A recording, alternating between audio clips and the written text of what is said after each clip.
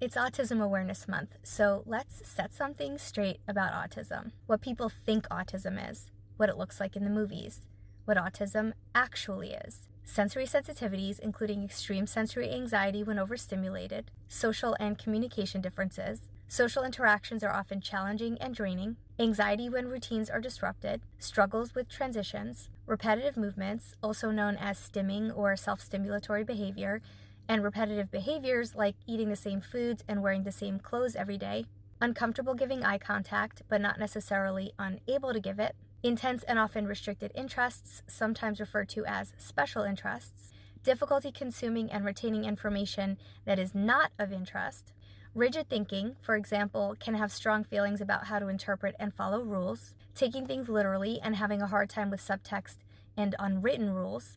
For some, difficulty understanding and expressing emotions, which is called alexithymia, and for others, extremely capable of expressing emotions. And some autistic people express emotions so well that they're criticized for being overly emotional.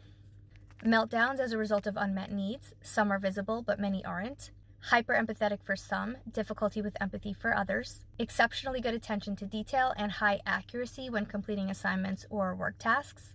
Often analytical and extremely good at understanding complex concepts, able to maintain deep focus and concentration when the topic is of interest, excellent long-term memory and recall capabilities, creative problem-solving abilities due to unique thought processes and perspectives, honest to a fault and extremely trustworthy, a loyal and extremely generous friend, has a beautiful mind and a beautiful heart, deserving of love and support.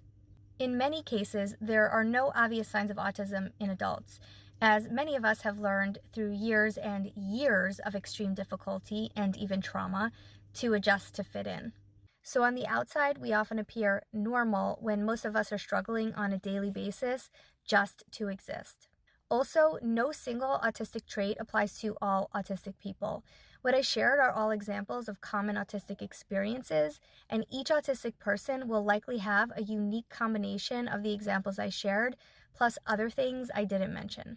If you're autistic, I'd love to know how much of what I shared applies to you, and let me know if there's anything you'd add to the list. And as always, if you like this type of content, follow for more. Happy Autism Awareness Month!